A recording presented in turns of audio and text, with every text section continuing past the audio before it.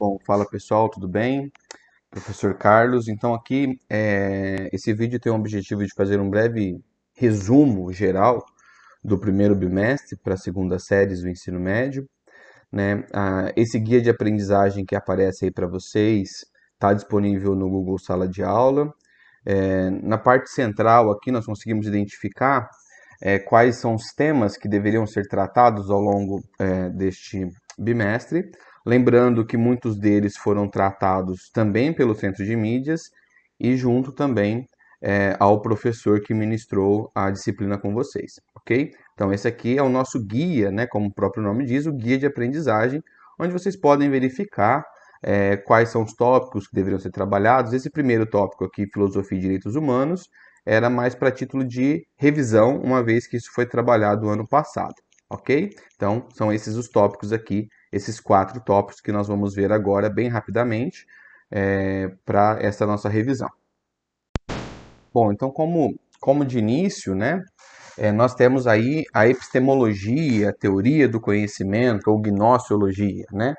E é apresentado para vocês as 3 grandes áreas. Foi apresentado o racionalismo cartesiano, porém, interessante nós temos em mente também o empirismo e o criticismo. E aí tem uma sugestão de leitura, né, no livro didático que está no Google Sala de Aula de vocês. Vocês podem se aprofundar um pouco mais nesse conhecimento, né, a partir do capítulo 10, que fala sobre esse assunto. Pois bem, quando a gente fala, né, nessa área, essas são algumas perguntas, né? Então, ah, qual que é a área da filosofia que estuda o racionalismo, o empirismo e o criticismo? Ela é conhecida como gnoseologia, gnose, ciência, logia, estudo da ciência, estudo do conhecimento, episteme, conhecimento científico, diferente da doxa, logia, estudo também desse conhecimento, ou teoria do conhecimento. E aí são algumas perguntas que fundamentam, né, essa área do saber. O que é o conhecimento? Como ele se origina? Qual a relação do sujeito com o objeto do conhecimento? Como podemos conhecer? O que podemos conhecer? Né? Então são essas perguntas norteadoras da epistemologia. E aí o primeiro pensador que vocês viram, né, inclusive também no Centro de Mídias, foi René Descartes, com o racionalismo cartesiano, né? Descartes ele é importante também não só na filosofia como na matemática, né, o plano cartesiano, a geometria analítica. Descartes vai colocar em xeque todo o seu conhecimento, né, e vai utilizar a dúvida como método. Então ele começa a colocar em dúvida tudo que existe, né? Perguntas que podem nos auxiliar aí essa reflexão cartesiana, né? Se quando eu estou sonhando parece que eu estou acordado, quem me garante que isso aqui não é o sonho? Né? Numa perspectiva mais contemporânea, o que é o pensamento? O pensamento ele é sinapses neurais, ele é energia. E o que é a matéria, se não átomos? E o que são átomos, se não energia e vácuo? Então eu posso, numa alusão, exemplificar que o pensamento é matéria, uma vez que o pensamento é energia e a matéria também é energia. Então Descartes ele tem esse processo, né, de dúvida durante todo o seu desenvolvimento filosófico, e aí a única certeza que ele vai trazer para a gente é que ele pensa, né? Seja acordado, seja dormindo, seja as ilusões que os sentidos podem nos trazer, aquelas ilusões de ótica, vocês podem pesquisar na internet algumas imagens em que mostra movimentos, né? Imagens estáticas que parecem se movimentando, por exemplo, então ele vai pensar dessa seguinte maneira: ora, se quando eu estou acordado, parece que eu estou sonhando, quem me garante que isto aqui não é um sonho? Então ele coloca em dúvida, mas ele vai dizer: a única certeza, independente da situação, independente do engano, é que eu penso. E se eu penso, eu existo, né? Cogito ergo sum, ou seja, penso, logo existo. Então aí eu vou deixar o PPT para vocês também, depois vocês podem fazer uma pausa, ler esse texto com mais detalhes, e também no capítulo 2 também tem um pouquinho mais desse pensamento cartesiano para vocês. Na sequência, nós temos uma outra corrente filosófica completamente oposta ao racionalismo, chamado empirismo, né? Vem de empiria, experiência. Um dos seus expoentes é John Locke, que vai dizer: olha, nós nascemos sem conhecimento nenhum, como se fôssemos uma tábua rasa, uma folha em branco. e é a partir da experiência sensível que adquirimos conhecimento. Né? Então, para os empiristas, para John Locke, o conhecimento provém desta relação entre os sentidos e a reflexão. Então, como colocado aí, né, John Locke vai dizer, né, afirmo que essas duas coisas, a saber, as coisas materiais externas, como objeto da sensação, e as operações de nossas próprias mentes, como objeto da reflexão, são, ao ver dele, os únicos dados originais dos quais as ideias derivam. Ou seja, eu preciso da experiência para adquirir conhecimento. Né? Exemplos que podemos dar sobre isso, né? Eu conheço a luz porque eu conheço a escuridão, eu conheço o quente porque eu conheço o frio, eu conheço o doce porque eu conheço o amargo. Então percebam que no cotidiano de nossas vidas, a necessidade do contato experimental para se chegar ao conhecimento ele é extremamente importante. Né? Então percebam que temos duas correntes opostas. O racionalismo, que vai dizer que a única certeza é a razão, inclusive traz também, né, eu não disse anteriormente, mas traz consigo o conceito de ideias inatas, que nascemos já com alguns conhecimentos, dentre eles os conhecimentos matemáticos, né? Descartes vai trazer, né, os princípios lógicos fundamentais seriam os inatos, então conceito de tamanho, espaço, dimensão, tempo, são já intrínsecos à pessoa humana, enquanto para os empiristas, como John Locke, não. Isso a gente aprende observando, né? Então, mesmo nesse exemplo de que os animais e até as crianças em tenra idade têm uma noção de tempo e de espaço, né, ao se movimentarem, os animais ditos irracionais, uma presa, ela precisa ter uma noção de velocidade, tempo, espaço para poder adquirir, né, o seu alimento. Aquele que está sendo perseguido pela presa, pensando aí na natureza, também tem, por assim dizer, essa noção de tempo e espaço, segundo os racionalistas, né, a título de exemplo, é claro, eles não escreveram dessa maneira, Descartes não escreve dessa forma, são exemplos para vocês entenderem melhor, seriam conceitos inatos, então conceitos matemáticos seriam inatos. Para os empiristas, não. A criança sabe se locomover, ela tem noção de tempo e de espaço porque ela observa, por exemplo, os seus pais, as pessoas que a criam. A mesma coisa acontece com os animais, né? Tem essa noção porque aprendem com os animais adultos. Pois bem, de um lado, racionalismo, apenas a razão é a fonte segura do conhecimento. De outro lado, o empirismo, apenas a experiência é a fonte segura do conhecimento. E aí vocês poderiam se perguntar, e aí, professor, quem está certo, quem está errado? E aí nós temos um filósofo muito importante, que é Immanuel Kant. Immanuel Kant vai fazer o que a gente chama de meio termo, por assim dizer, sobre essas duas visões. É o que a gente chama de criticismo kantiano ou a priorismo kantiano. O criticismo, na perspectiva filosófica, porque ele olha para o racionalismo e faz uma reflexão, ele faz uma crítica. Ele olha para o empirismo, faz uma reflexão, faz uma crítica, e aí ele chega à seguinte conclusão, que existem duas fontes de conhecimento, que ele denomina de conhecimento a priori e conhecimento a posteriori, por isso daí o termo a priorismo kantiano. Em alguns livros vai aparecer para vocês a priorismo kantiano, em outros livros criticismo kantiano, mas se referem à mesma corrente de pensamento. Bom, diante disso, o que Kant vai dizer? Olha, tem conhecimentos que de fato eu não preciso da experiência. Né? Conhecimentos matemáticos, alguns deles, como os próprios racionalistas defendiam. Imaginem vocês uma casa alicerçada sobre 4 colunas. Se eu tirar uma dessas colunas, essa casa vai cair, correto? Eu preciso tirar a coluna da casa para poder saber que a casa vai cair? Não. Eu não preciso viver a experiência da queda da casa para aprender que a casa vai cair. Né? Pura e simplesmente, por um raciocínio, por um processo mental, eu consigo chegar a essa conclusão. Né? Porém, existem outros conhecimentos que eu preciso da experiência, como aqueles que nós falamos do empirismo, né?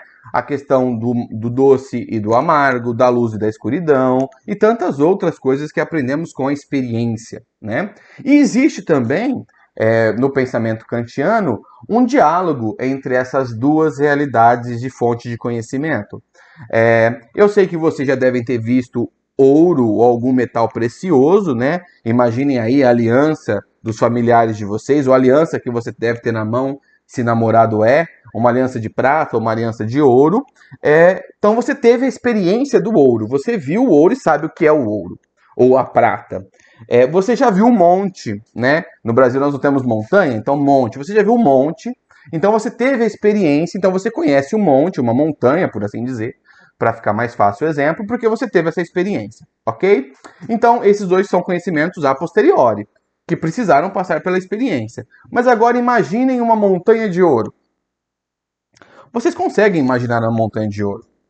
Vocês tiveram a experiência da montanha de ouro ou da montanha de prata? Não, não tiveram, mas conseguiram, a partir do diálogo, por assim dizer, do conhecimento a posteriori, aquele que vem da experiência, com o conhecimento a priori, aquele que não precisa da experiência, chegar à conclusão, né? Um outro exemplo que nós demos em aula, para aqueles que estavam conosco, é a ideia do unicórnio. Né? Não existe unicórnio, né, pessoal? Mas vocês já viram um cavalo, vocês já viram as cores que compõem o arco-íris, vocês já viram alguns animais com chifre, e aí, juntando esses conhecimentos provenientes da experiência, vocês imaginam um unicórnio, criam um ente inexistente a partir do pensamento. Né? Então, o unicórnio em si mesmo, o conhecimento sobre essa entidade ou esse ser, né, por assim dizer, ele é um conhecimento a priori. Ele não passou pela experiência, porém, os atributos para a construção desse conhecimento, sim. Esses atributos passaram pela experiência.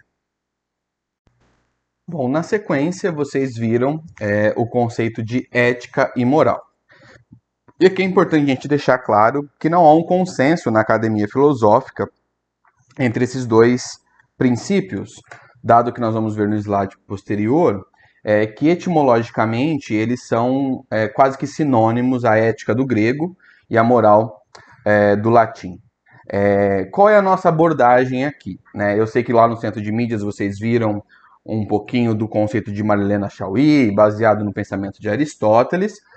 Nós vamos utilizar para fins de nossa disciplina aquilo que é apresentado no livro didático de vocês, de Gilberto Cotrim e Mirna Fernandes, né? A diferença entre ética e moral. E aí o livro apresenta para a gente essas definições. A moral, né, vamos na etimologia, né, vocês podem pesquisar lá na página 327. A moral vem do latim mos, que significa costume, regras, normas, né?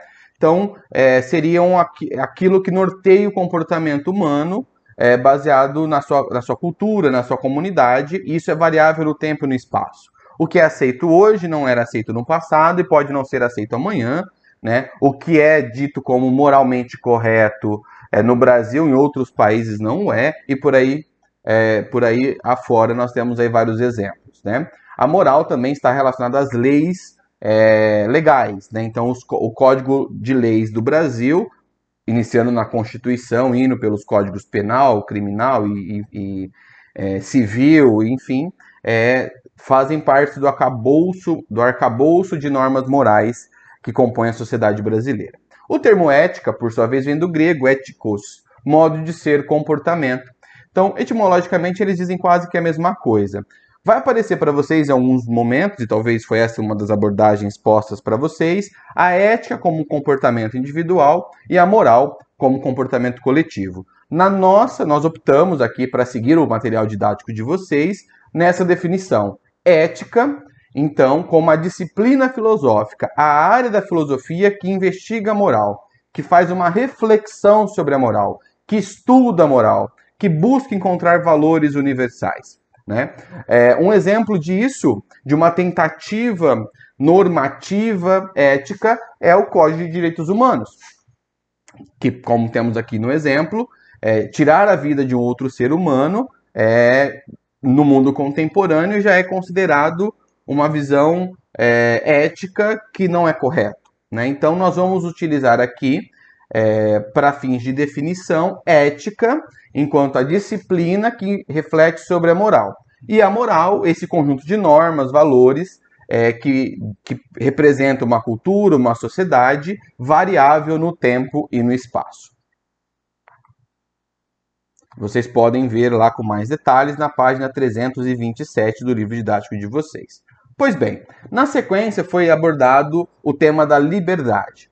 E aqui, isso aqui é do próprio Centro de Mídias, eu não vou entrar em detalhes, depois vocês podem pausar ou retornar à aula referente ao conceito de liberdade a partir do senso comum, a partir de Aristóteles, a partir do estoicismo, mas a partir de Sartre, de Karl Marx, mas nós vamos aqui trazer uma definição para a liberdade, né? Como está posto aqui, a liberdade é a capacidade individual de optar com total autonomia, mas dentro de alguns condicionamentos, por meio do qual o ser humano realiza sua autodeterminação, organizando o mundo que o cerca e satisfazendo as suas necessidades materiais.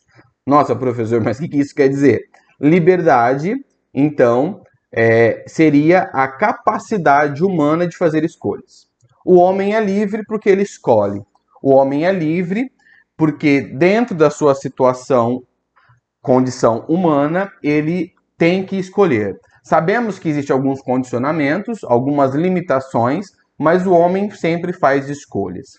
O ato de não escolher é uma escolha, né? Se vocês podem dizer assim, professor, mas eu não escolho nada, são meus familiares que escolhem por mim.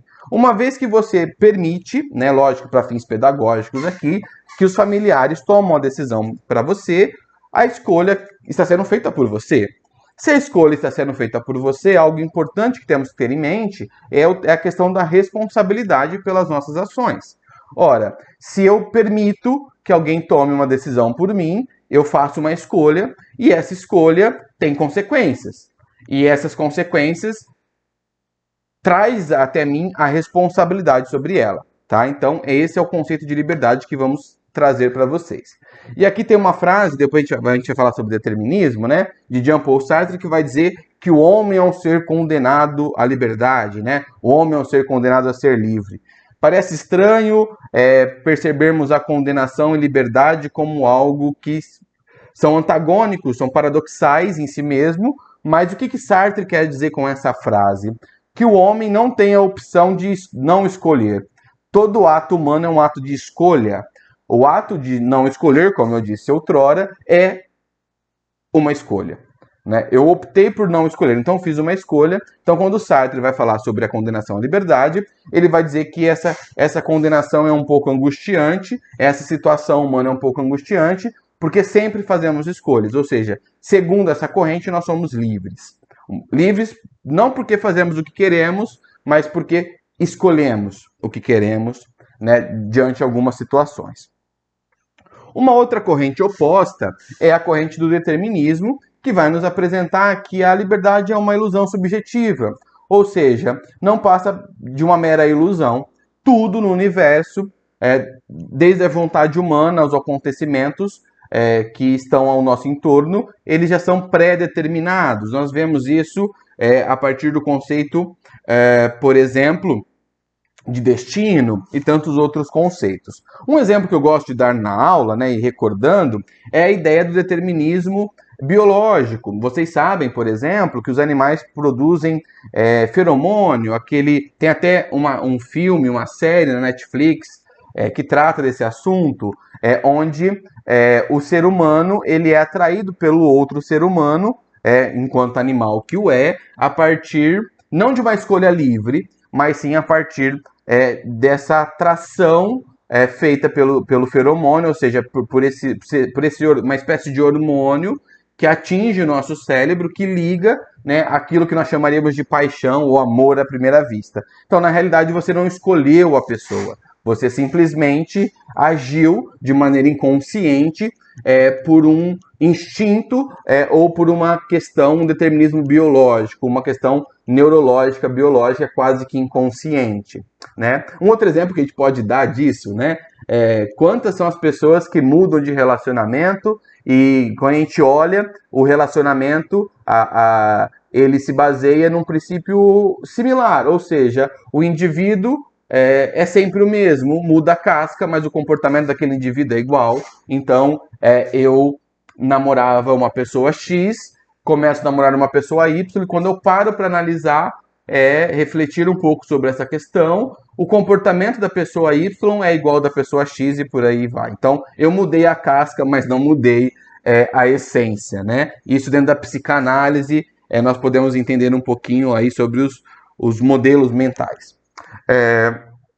Uma outra questão ligada à visão determinista, também que vai aparecer na sociologia e na geografia, é o que a gente chama de determinismo social ou determinismo geográfico, né? Imaginem uma pessoa, uma criança que viveu, cresceu numa situação de vulnerabilidade social. Uma criança que teve contato com a violência, com o mundo das drogas e por aí vai, né?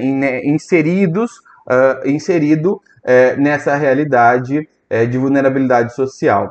Eu acredito que vocês podem chegar à conclusão, de maneira a título de exemplo, de que a chance desse indivíduo continuar esse mesmo caminho é muito grande, porque houve um determinismo, né? Houve uma condição social imposta a ele que leva a ele a tomar esse tipo de comportamento. Não estou dizendo aqui que cometer crimes é correto, não, mas a título de exemplo nós conseguimos perceber que o mundo ao nosso entorno, a sociedade ao nosso entorno, ou seja, a condição social a qual nós estamos inseridos, determinam sim o nosso comportamento, né? Então, numa visão mais radical do determinismo, diante dessa situação, eu não teria outra escolha senão partir pelo mesmo caminho, né? O caminho aí de uma criminalidade, por exemplo. O que a filosofia entende em termos contemporâneos, que é uma dialética entre essas duas realidades.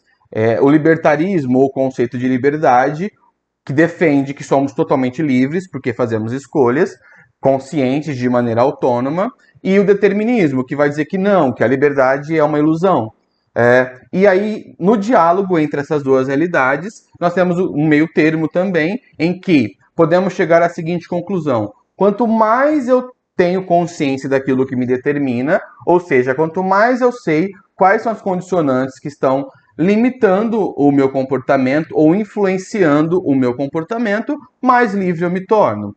O exemplo que eu dava do feromônio ou dos arquétipos de modelos de comportamento, se eu sei que toda vez que eu troco de relacionamento, existe um modelo mental inconsciente, e eu tomo consciência disso, eu tenho a possibilidade de mudar e fazer uma escolha de maneira mais autônoma. Se eu, enquanto indivíduo, nesse exemplo que nós demos, vivendo numa realidade de vulnerabilidade social, se ele toma consciência da influência que aquela realidade social ao seu entorno, ou seja, aquela realidade a qual ele está inserido, o condiciona enquanto indivíduo, mais livre ele se torna, porque ele pode, a partir de então, uma vez que tomou consciência daquilo que o limita, a ser livre, a tomar uma decisão, a fazer uma escolha diferente, ok? Então, hoje, nós podemos dizer, de maneira geral, que há uma correlação, há um diálogo, uma dialética entre liberdade e determinismo, ok?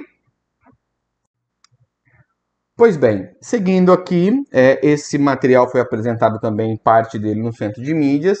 Nós seguimos com o conceito de autonomia, e aí, etimologicamente, significa legislar sobre si mesmo. Essa imagem que foi posta pelo professor do Centro de Mídias é muito interessante, essa escultura onde mostra o indivíduo se auto-desenvolvendo nesse processo livre de escolha por si mesmo, né? Segundo Kant, nós temos duas definições possíveis, ou seja, a autonomia é a capacidade, a ação humana guiada pela sua consciência moral. É toda ação em que tem a moralidade, a sua consciência como fator fundante, livre de qualquer influência externa, seja uma influência relacionada às paixões, a inclinações afetivas, seja, como nós vimos no determinismo, qualquer influência ligada ao meio externo a qual esse indivíduo está inserido. Então, uma ação autônoma é aquela guiada pela livre escolha da moralidade, da sua consciência moral. Heteronomia, por sua vez, é a sujeição da vontade humana a impulsos passionais ou a impulsos ou a determinações sociais, como nós vimos na corrente do determinismo. Ou seja, uma ação heterônoma é aquela ação em que o indivíduo a faz deixando ser levado por impulsos externos à sua consciência moral. Seja esses no âmbito pessoal, seja esse no âmbito externo, como os exemplos que demos do determinismo. Kant vai defender por sua vez, que a ação humana deve ser guiada pela autonomia. É o que ele chama de imperativo categórico, ou seja, uma sentença que damos a nós mesmos baseada na nossa consciência moral, ou seja, toda ação que eu executo baseado apenas no meu processo de racionalização na minha consciência moral, ou seja, de maneira livre. Imperativo vem de ordem, né? O imperativo hipotético, por sua vez, é toda ação ligada a algo externo. Então, nós podemos fazer a correlação do termo autonomia e heteronomia com imperativo categórico e imperativo hipotético. Então, eu ajo com autonomia quando gero em mim um imperativo categórico, ou seja, quando eu executo uma ação baseada na minha consciência moral e livre de qualquer influência a ela subjugante. Eu tenho uma atitude heterônoma quando impera sobre mim um imperativo hipotético, ou seja, eu sou guiado por fatores externos à minha consciência e não à minha moralidade. Por exemplo, quando eu obedeço a leis de trânsito baseado na consciência moral de que isso é correto, porque isso condiciona a minha vida social, isso é melhor para mim e para os outros que estão ao meu entorno, uma vez que não obedecendo essas leis eu posso colocar em risco a minha vida e a vida de outras pessoas. Eu estou agindo de maneira autônoma, estou sendo guiado porque Kant chamaria de imperativo categórico, é ação pela própria ação. Não estou fazendo porque eu estou com medo de tomar uma multa, eu não estou fazendo porque eu estou com medo de receber uma sanção. Quando eu faço, quando eu tomo essa atitude, ou seja, respeito às leis de trânsito, por exemplo, com medo de ser multado, com medo de ser preso ao dirigir embriagado, eu estou agindo de maneira heterônoma, ou seja, eu estou sendo guiado não por um desejo próprio, mas por um fator externo a mim, né? E a mesma coisa aqui nas recomendações médicas. Eu sigo as recomendações médicas porque é certo ou porque eu tenho medo, né? Se eu sigo as recomendações médicas porque eu tenho medo, então aí nós estamos agindo por imperativo categórico, imperativo hipotético, perdão, imperativo hipotético. Se eu sigo as recomendações médicas porque é correto, eu estou agindo com um imperativo categórico, estou agindo de maneira autônoma.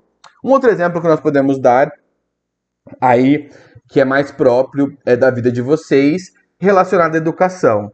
Eu faço as atividades propostas pelo meu professor, eu me dedico ao processo de ensino-aprendizagem, porque é o meu papel, porque eu sei que a minha consciência moral me leva a fazer isso, porque é o correto a ser feito, ou eu faço isso com medo de ficar com uma nota vermelha, ou eu faço isso com medo de ficar retido, ou eu faço isso só porque eu quero passar de ano, eu quero terminar o ensino médio, ou eu faço isso só porque eu quero passar no vestibular. Ora, se essa minha ação, ou seja, eu estudo por estudar, no sentido de estudar para adquirir conhecimento, porque eu tenho consciência moral de que isso é o correto a ser feito, eu estou agindo de maneira autônoma, ou seja, eu estou sendo guiado por imperativo categórico. Se, porém, eu faço essa ação com a hipótese de não ser reprovado, com a hipótese de passar no vestibular, com a hipótese de terminar o ensino médio, eu estou agindo de maneira autônoma, não estou sendo guiado pela minha consciência moral, segundo Kant, mas sim por um fator externo a ela, o medo de ser reprovado ou o desejo de entrar numa universidade. Então, essa é a diferença. Imperativo categórico são as ações, ou seja, são os mandatos que damos à nossa consciência, ao nosso ser, guiados pela nossa consciência moral. Imperativo hipotético são as ordens que damos a nós, em termos práticos, guiados por fatores externos a essa consciência moral, a qual nós todos, segundo Kant, a possuímos. Pois bem, Kant traz também, para a gente finalizar, um imperativo categórico universal, muito interessante, que aí está posto em vermelho para vocês, no livro A Metafísica dos Costumes. Age com base em uma máxima que também possa ter validade como uma lei universal. Ou seja, age de tal maneira que toda vez que você agir, pense que aquilo vai virar regra, vai virar lei. Então, por exemplo, nós vivemos num país né, numa realidade social onde a corrupção está muito presente nos nossos dias. E eu posso aí, como estudante, reclamar, olha, mas os políticos são corruptos, eles desviam dinheiro, eles tiram aquilo que não é deles, para benefício próprio, em detrimento da sociedade, mas eu, enquanto estudante, colo na prova, eu, enquanto estudante, fulo a fila da merenda, eu, enquanto estudante, subtraio de um meu colega uma caneta. Pois bem, você está fazendo a mesma coisa num nível menor de efeito social que as pessoas que roubam enquanto corruptos. Então perceba que, olha como Kant traz para a gente uma responsabilidade muito grande com esse imperativo categórico universal, agir de tal maneira que a sua ação se torne uma regra universal. Uma vez que eu subtraio a caneta de um colega, uma vez que eu colo na prova, eu estou corrompendo aquela situação, eu estou me corrompendo. Então, diante dessa orientação de Kant, eu não posso reclamar daqueles que praticam a corrupção, eu não posso reclamar daqueles que roubam uns aos outros, porque eu fiz a mesma coisa, e uma vez que eu fiz isso, eu tornei isso uma regra universal. Olha o grande peso que Kant coloca em nossas costas. Um outro exemplo que o material didático de vocês traz, né, num processo de discussão, eu com outra pessoa, eu fico irritado e eu agrido essa pessoa.